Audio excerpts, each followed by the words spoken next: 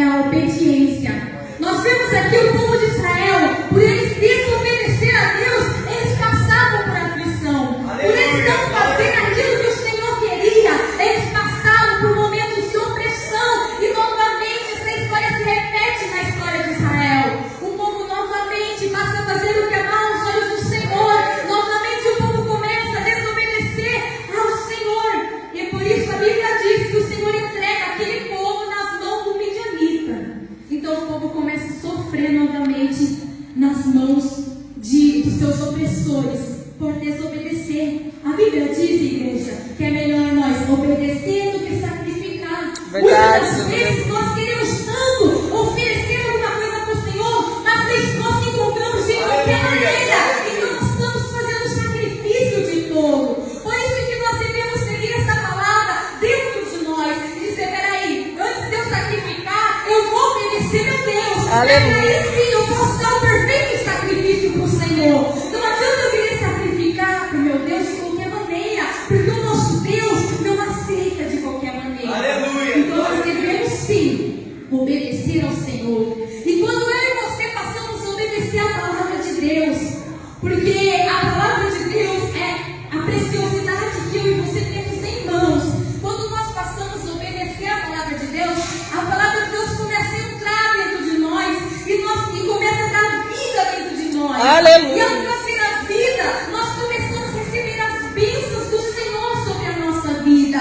A partir do momento em que eu e você pegamos a palavra de Deus e começamos a obedecer tudo que o Senhor tem nos ordenado, nós iremos conquistar muitas bênçãos que o Senhor tem reservado dentro da palavra do Senhor. Aleluia. Coisas que muitas das vezes nós deixamos de acreditar, coisas que muitas das vezes nós deixamos passar por não dar ouvido na palavra de Deus. Então diz aqui, igreja, no versículo 2: prevalecendo o domínio dos midianitas sobre Israel, fizeram este para si, por causa dos midianitas, as covas que estão nos montes, e as cavernas e as fortificações. Ou seja, o povo, eles começaram a se esconder em caverna, porque os midianitas, eles iam de encontro com eles, como era um povo numeroso. Então os midianitas, toda a plantação, eles roubavam tudo, eles deixavam aquele povo sem plantação, sem nada, para eles poderem se sustentar. Então, creio eu que eles passavam por uma grande fome, uma grande miséria naquela época. Então o povo de Israel, o que eles fizeram? Eles começaram a se esconder em caverna, eles ficavam escondidos. Mas o que me chama a atenção, igreja, é que Deus olhou lá de cima e viu um homem. Ele olhou para um homem que, mediante a tanta dificuldade, mediante a tanta pobreza, a tanta tristeza que eles estavam vivendo durante 7 anos, Deus olhou para Gideão e viu Gideão ali, malhando trigo. Não viu Gideão escondido na caverna. Ele não viu Gideão parado, desanimado, junto com todo aquele povo que já não tinha mais esperança. Mas ele olhou para Gideão e viu: peraí, que eu estou vendo alguém aqui que está malhando trigo. Eu estou vendo alguém aqui que ainda está trabalhando. Eu estou vendo alguém aqui que ainda tem um pouco de interesse de lutar, ainda tem um pouco de interesse de vencer. Eu estou vendo um homem da qual eu vou levantar e cantar na basura e batalha para salvar o meu povo. Eu estou vendo um homem da qual ele tem vontade, da qual ele tem desejo, da qual ele tem a força para levantar o meu povo. O que me chama a atenção é que Gideão, igreja, ele não se juntou com aquele povo para se esconder, mas mesmo ele sabendo que ele corria o risco ali dos midianitas encontrarem ali, ele estava ali, malhando trigo, tentando fazer algo, tentando fazer a diferença naquele momento. E diz assim, no versículo 6, igreja: assim Israel ficou muito debilitado com a presença dos midianitas.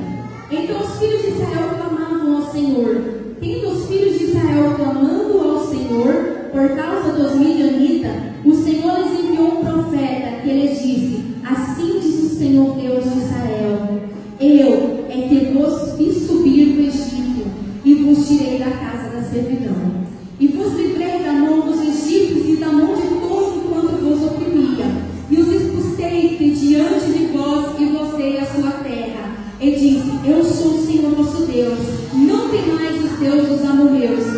em cuja terra habitais, contudo não destes ouvidos à minha voz. Então veio o anjo do Senhor, ele assentou-se debaixo do carvalho, que está em Ofra, que pertencia a Joás Abiesrita. E Gideão, seu filho, estava malhando trigo no lagar, para pôr a salvo 12 midianitas. Ou seja, o Senhor enviou o anjo do Senhor até Gideão, para conversar com Gideão e dizer a Gideão que Deus estava levantando ele para vencer essa batalha. E o que me chama a atenção é que o povo começou a clamar a Deus. Mediante esses 7 anos de dificuldade, o povo começou a clamar. Então eu vejo o poder do clamor, o poder da oração, que mediante a tanta dificuldade que você venha passar, que eu venha passar, porque os dias maus eles estão por vir, e nós não podemos se esconder em caverna, mas nós devemos o que? Aclamar o Senhor, porque é o Senhor que veio o meu socorro, é o Senhor que veio o teu socorro. Aleluia. E se nós permanecermos escondidos em caverna, nada acontece na nossa vida. Então, a partir do momento que aquele povo começou a clamar o Senhor então enviou um anjo para falar com Gideão, para preparar Gideão, para que Gideão pudesse se posicionar nessa batalha.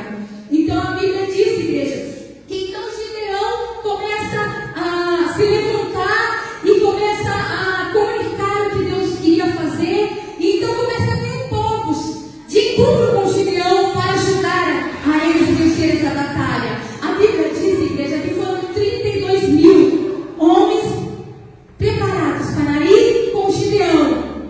Mas o que o Senhor ia fazer sobre essa história era extraordinário.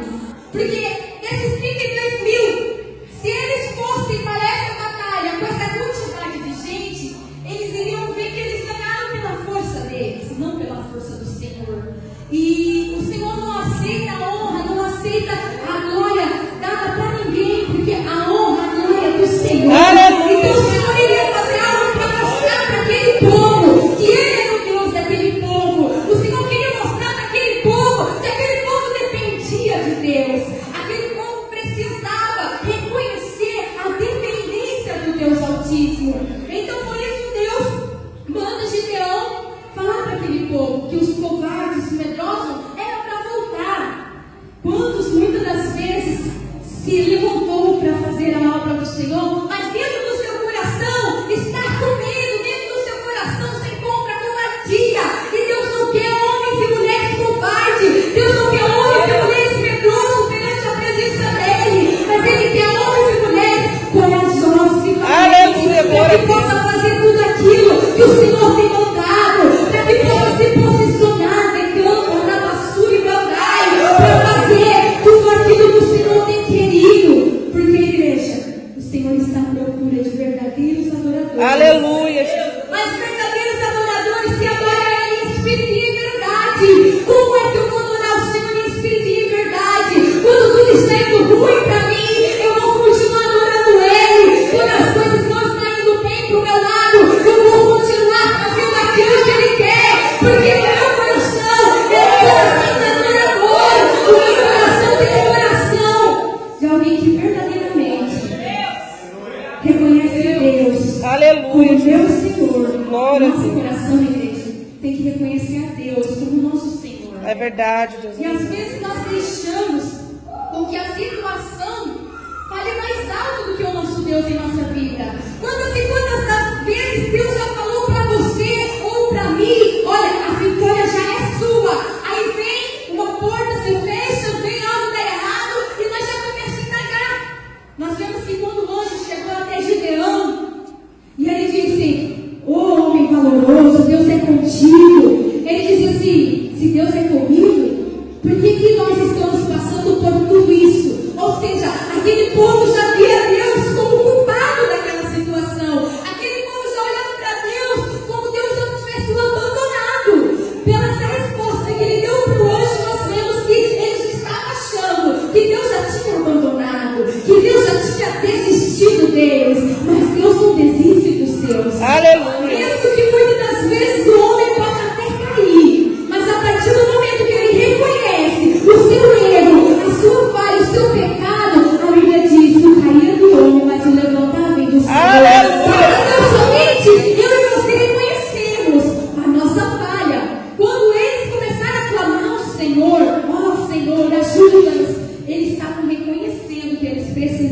Deus Altíssimo.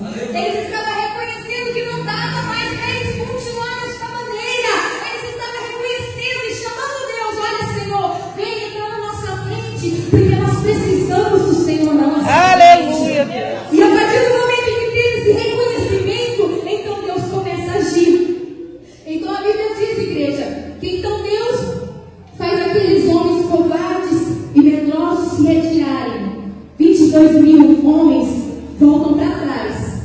Agora já era de começar a se desesperar. Apenas 10.000 homens que estavam ali para ir com Gideão enfrentar aquela multidão. Mas ainda não era o que Deus queria, porque Deus pega um pouquinho, aquela pequena quantidade, aquele pouquinho, e Deus faz o pouco ser muito. Aleluia. O pouco com Deus, ele é muito, por isso que vale a pena a gente cuidar, a gente fazer valer a pena aquele pouquinho que Deus tem feito, porque